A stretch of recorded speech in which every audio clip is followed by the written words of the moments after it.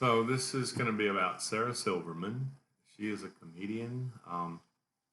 She's best known for her stand-up routine by millions of people. Really, really funny comedian. She's also done a dramatic role in a movie called I Smile Back. Um, and she has come out with the fact that she suffered from depression for years.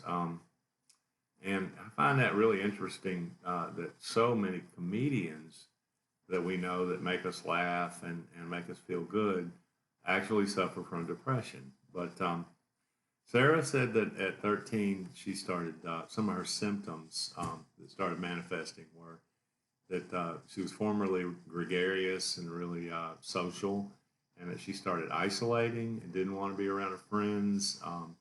Her whole outlook on life changed. She quit going to school, um, and she started having pretty severe panic attacks, which she said that her breathing would become labored, and she felt like she was going to die. And during that period, she also had quite a bit of suicidal ideation. Um,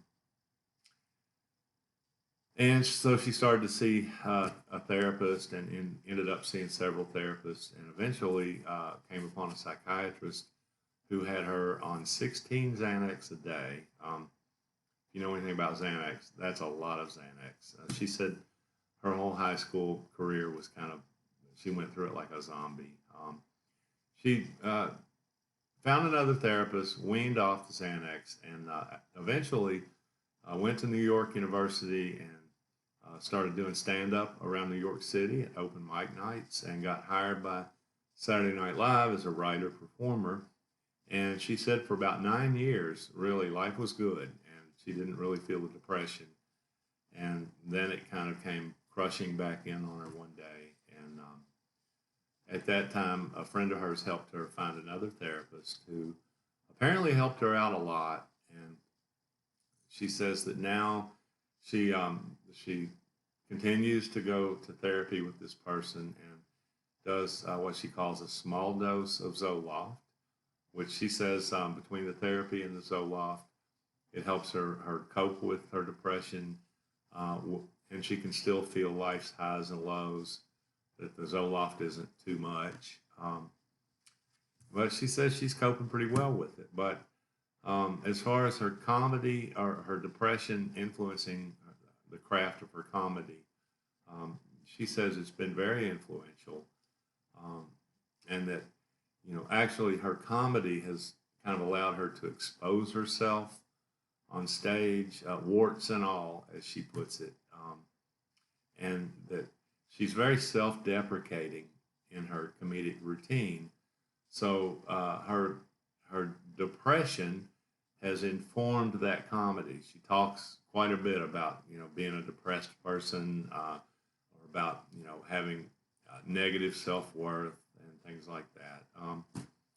And she actually says that as her comedy has evolved, that her ability to cope with her depression has evolved along with it. So if I were working with Sarah as a mental health professional, I would definitely encourage her to continue that evolution and using her comedy as a means to open up and become honest. And I think that the more that she does that, the more she practices that, she'll be able to practice self acceptance, and I think that'll be key to helping her really live a full life. And I think that other than that, I would probably encourage her to do some mindfulness training for her panic attacks. But that's all I got. Sarah Silverman, she's fantastic. If you don't know who she is, check her out. She's funny.